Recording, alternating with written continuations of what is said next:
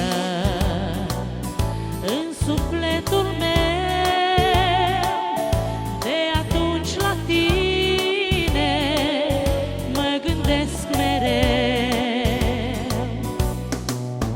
Te aștept luni și marți, te aștept miercuri, joi, să fim doar noi în doi.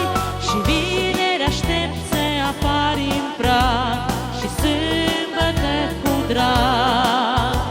Aștept să vii într-o duminică, se întâmplă doar minuni, și apoi să o luăm de la început.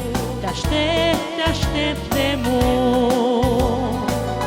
Și în miez de noapte și în zor de zi,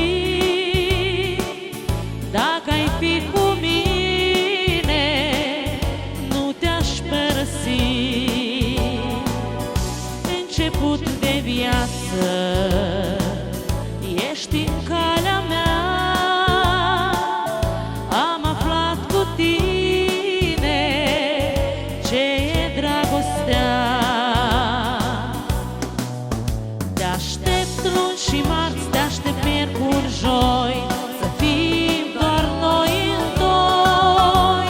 Și vineri aștept să apari în prag și sâmbătă cu drag.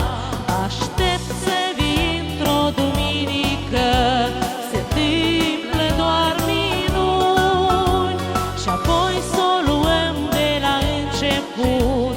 Te aștept de mult.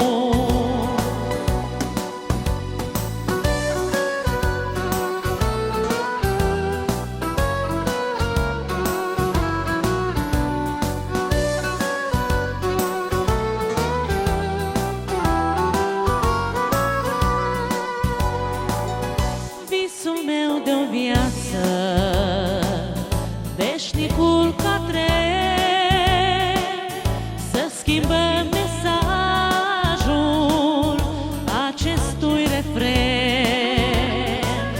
Să fim împreună, amândoi pe veci, să lăsăm în urmă gândurile reci.